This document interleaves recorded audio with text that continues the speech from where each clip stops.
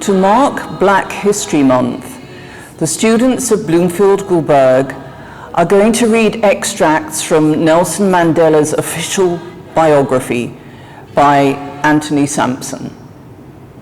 The reading commences at the end of Mandela's court trial in a place called Rivonia, where he and his fellow accused were set to be hanged. But they were actually sentenced to life imprisonment. The 7 prisoners stayed for a few days in Pretoria Local, still buoyant after escaping the death sentence. At 1 a.m. on 12th June 1964, they were told to pack their belongings because they were going immediately to Robben Island. The other 6 were put in handcuffs and leg irons like slaves, but Mandela was not manacled. They were herded into a police van and driven to the military airport. They were flown in an old, unheated military Dakota, landing just after dawn on a cold, windy island airstrip, surrounded by armed guards. Robben Island had become a more inhuman place since Mandela had been there 2 years before. It had been prepared to receive many more long-term prisoners and reorganized on strict apartheid principles, with the warders, all white, determined to impose their racial supremacy. There had been some brutal carry-ons, as the warders called their assaults. They had recently beaten up the political prisoners, leaving one ANC activist, Andrew Masondo, with serious wounds. "You have no idea of the cruelty of man against man," Mandela said later, "until you have been in a South African prison with white warders and black prisoners." They had no access to radio or newspapers, and at first could only write and receive 1 letter every 6 months. They could only correspond with their immediate family, and Mandela's first letter from Winnie was blotted out by the censor. The prisoners' routine was deliberately harsh as part of the punishment. They were woken at 5:30 a.m. to clean their cells and wash and shave in the cold water in an iron bucket. They were given breakfast in the courtyard from a drum filled with maize porridge, which Mandela found almost inedible, accompanied by a drink of baked maize brewed in hot water. They were inspected by a warder to whom they had to doff their hats. Then they worked till noon in the cold courtyard in midwinter, sitting in rows, hammering stones into gravel while the warders washed them. It was a punishment which could drive the most phlegmatic man into a state of fury. To have to sit in the sun without moving and without being allowed to speak to one's neighbor was hell on earth. At noon, they had lunch of more maize boiled in kernels. Then they worked again until 4, when they washed for half an hour with cold seawater in a bathroom, where they could exchange a few words. Then they had supper of more maize, sometimes with a soggy vegetable or gristly meats in their cells. At 8, the night warder patrolled and the corridor to ensure that they were not reading or writing, though they could sometimes whisper to each other, and prisoners who were studying were soon allowed to read till later. A bare 40-watt bulb burned all night in each cell, and the prisoners were left with their bare beds and lonely thoughts until the morning. In January 1965, they began much harder labor in the lime quarry, which was to be the center of Mandela's daily life for the next few years. There they had to hack away the rock to reach the layers of lime, which they then dug out with a pick and shovel. As a workplace, it was pitiless, with no escape or protection from the cold in winter or the dazzling glare and heat of midsummer. I was always thankful I never had to go into that hole, a veritable furnace, said the warder James Gregory. In summer, the walls deflected any cooling breeze sweeping in off the ocean. Not only were they being burned from above by the sun, but also within the quarry where the sun's glare rebounded off the white stone, reflecting into their eyes and burning them. For 3 years, they were refused dark glasses, and many were left with damaged eyesight. After 3 years, they were allowed sunglasses if they paid for them. Mandela's eyes never recovered, and even after an operation, he reads with difficulty. The political prisoners remained extraordinarily sure of the power of their cause and of their ideas, in total contrast to the common law prisoners in other cells. What was important, said Mandela, was the fact that the ideas for which we were sent to Robben Island would never die. And we were therefore able to go through some of the harshest experiences a human being can have behind bars, especially in a South African prison where the wardens have been drawn from a community which has always treated blacks like pieces of rag. We never lost confidence, Sisulu recalled. Analyzing Rivonia, we thought the policies for which we stood could be sustained, whether we were alive or dead.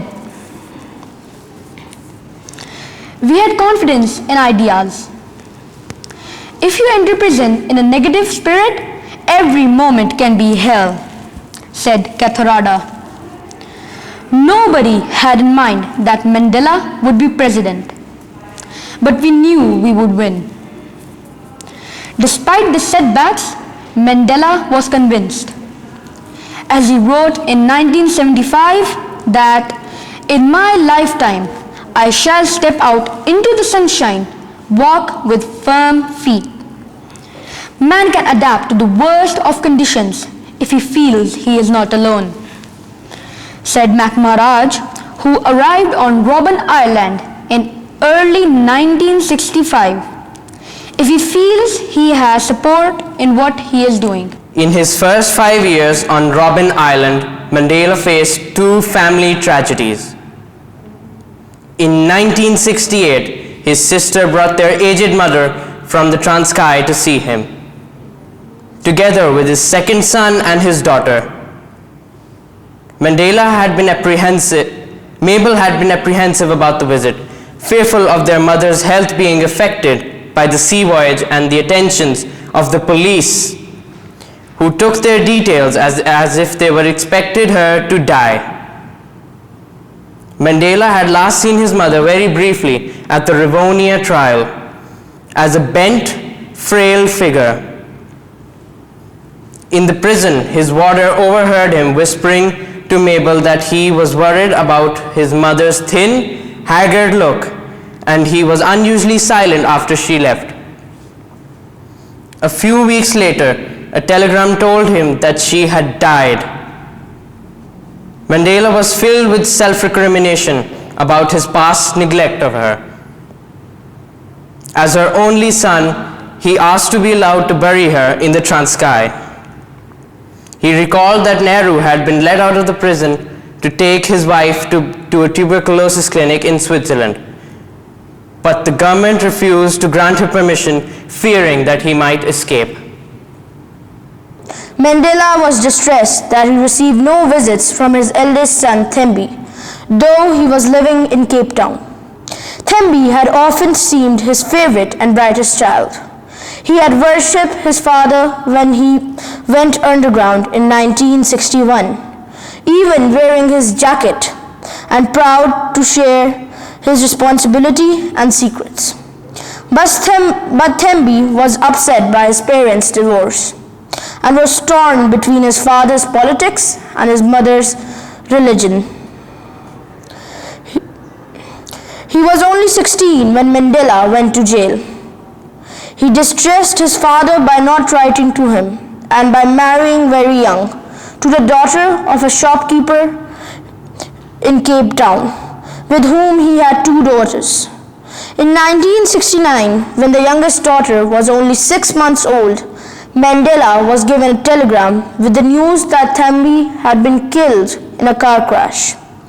He was devastated and lay on his bed, taking no supper, until Sisulu came in, knelt by him and held his hand in silent sympathy. The next morning, he appeared to his colleagues to be his usual self. He sent Evelyn a message of sympathy, the only contact he was to have with her while he was in jail. But to his great sorrow, he was again refused a permission to attend the funeral. He felt all the more dependent on Winnie, but he was acutely aware that she was younger and less experienced than his contemporaries' wives, and that she was being persecuted by the police. They had been married for only 4 years when he went to jail, leaving her with 2 daughters.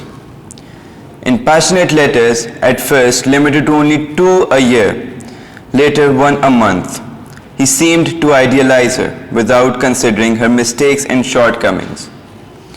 Winnie was all too conscious of her political responsibility and name. I was ready to deputize for Nelson, as she put it.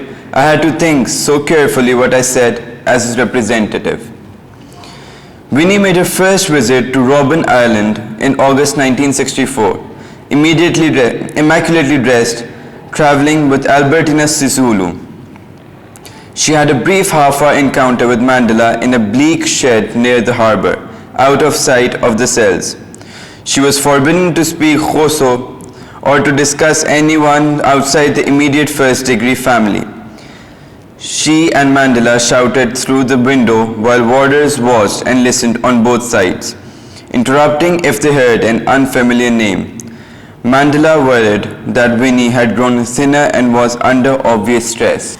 Back in Johannesburg, Winnie was encircled by spies. The police had virtually crushed black political activity, but they saw her both as a likely underground channel and as a means of demoralizing her husband. And the Dirty Tricks Department, run by the Secret Service chief, was determined to stifle the political life out of this troublesome woman. Winnie was banned from leaving Johannesburg, which prevented her from visiting her children's schools. She claims she never met a single one of their teachers. And the children she said, kept being expelled once it was discovered who they were. But they were toddlers, they knew nothing. People were petrified. They were eventually sent to a convent school in Swaziland, out of the reach of the South African police. They thought the school, Our Lady of Sorrows, was well named, and Zinzi complained that nobody was caring for them. It was 2 years before Winnie was allowed another visit to Robben Island, under still stricter supervision, tailed by the police from the airport to the boat. The warder, James Gregory, watched her talking to her husband through the glass. Like seeing life through a 1950s black and white television screen, she behaved with great decorum and dignity, Gregory said, but he was amazed to see the woman with a pride as fierce as any lioness, but with tears rolling down her cheeks. Mandela was worried by the hounding of the girls from school to school, and at this meeting they reluctantly agreed to send them to board at Waterford, a new multiracial school in Swaziland. Back in Johannesburg, Winnie was charged pettily with having failed to report to the police in Cape Town and given a suspended sentence of a year's imprisonment, which cost her her precious job as a social worker. She was under constant pressure and was beginning to turn to violence. One day, a police sergeant invaded her bedroom in Orlando without knocking. She threw him on the floor, as she told it, and the dressing stand fell on him, nearly breaking his neck. She was charged with resisting arrest. Winnie remained banned from any political activity, but she could not keep away from it. She was helping the families of the ANC women who had been jailed and rashly arranged to print and distribute pamphlets for the ANC. The police, now armed with the drastic powers of the Terrorism Act of 1967, were still determined to get Winnie.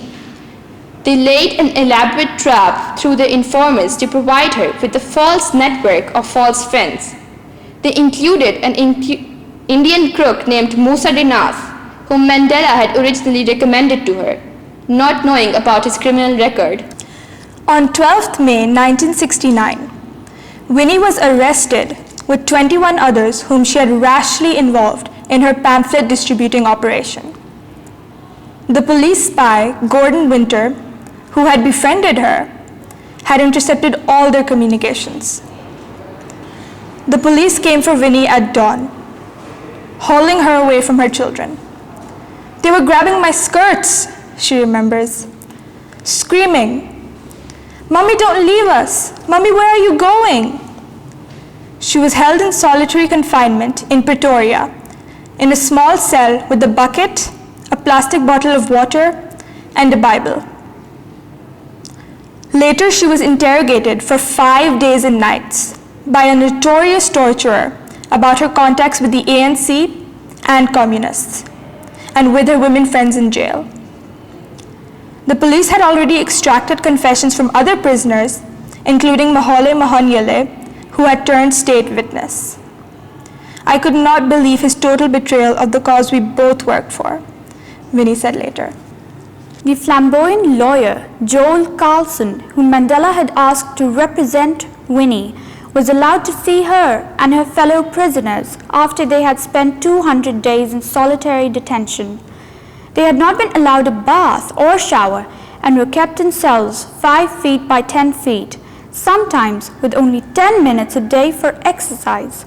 They said the food was inedible and could only be eaten when they were driven to it by hunger. The police pressed Winnie to make a radio statement calling on the black people to abandon illegal struggles and to cooperate with whites. In return, Mandela would be released to the Transkei. She refused. Winnie wavered between sanity and insanity, wrote Carlson afterwards, and never quite knew whether she would be able to live through her first period of detention. At last, in December, she came up for trial with the other 21 in Pretoria, on broad charges under the Suppression of Communism Act, including reviving the ANC and receiving instructions from Mandela on Robben Island. After 2 months, the prosecution was withdrawn, but they were immediately rearrested and charged again in June 1970 under the Terrorism Act, by which time Winnie was in the prison hospital suffering from malnutrition, bleeding gums, and fainting fits. In October, she and the 21 were again brought to trial, but their counsel was able to show that the indictment was almost identical with the first one, and the case collapsed. After 13 months in solitary confinement, Winnie was still further out of control. On the surface, she seemed extraordinarily carefree and vivacious. Joel Carlson, who gave a party for her release, remembers her filled with laughter, excitement, and gaiety. She was gaunt, but with her eyes looking all the bigger. She insisted that she had gained strength from the ordeal. "I got more liberated in prison," she wrote later. "My soul has been more purified in prison than anything else." But her liberation had a double edge. "After that experience, I never had respect for anyone in authority," she explained. "I then realized the brutality of apartheid and the fascism of harassment by the state. I knew at that point in time that I would not hesitate to use violence to attain my ideals." Some former admirers thought she had been unhinged. As Helen Suzman put it, "They turned her from a warm-hearted person into a mad creature."